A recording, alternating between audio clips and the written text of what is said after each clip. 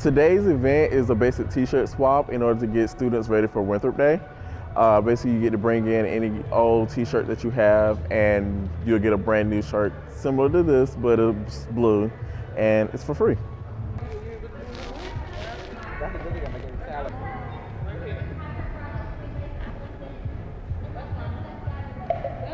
Make sure you grab a marker and a sticker.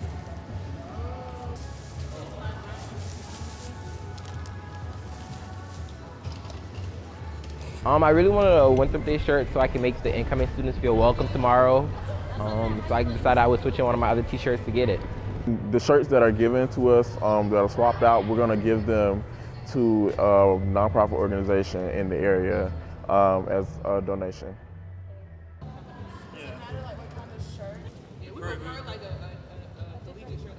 Winthrop be a lot better than a lot of things. Winthrop is definitely better than not Winthrop.